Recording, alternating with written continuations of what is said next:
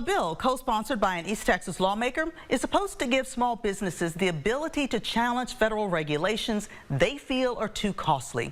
It's called the Prove It Act, and among the bill's 17 co-sponsors is Congressman Nathaniel Moran. It recently passed the House with 2 Democrats voting in favor of it. East Texas News' Michael Richardson sat down with the congressman to discuss what the Prove It Act would change and whether it could actually become law.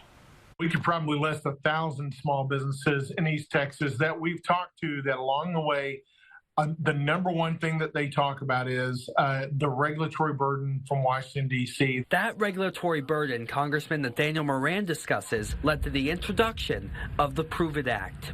The bill, which passed the House largely on partisan lines earlier this month, would create ways for small businesses to challenge regulations they feel are too costly.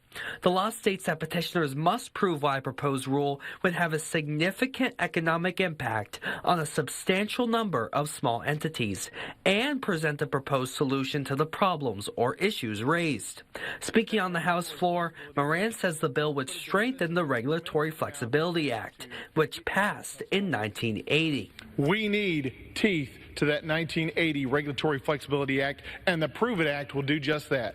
It'll change what has not been done in the past, and it will restore power to small businesses today to push back against new regulations. Moran says that if the government determines there is a significant economic impact on small businesses, they have to find a way to alleviate those costs.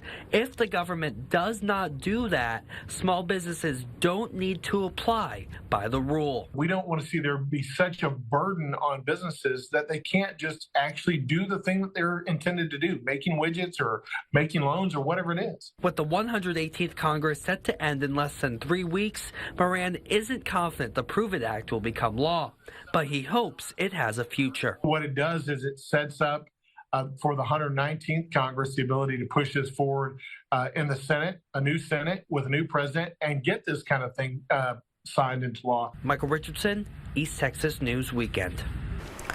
The Prove It Act is not the only law that passed the House this Congress that aims to reduce regulations. Another is the REINS Act, also co-sponsored by Representative Moran. The bill would mandate a congressional approval process for a major rule which needs to hit certain criteria. Like the Prove It Act, the REINS Act has not passed both chambers of Congress.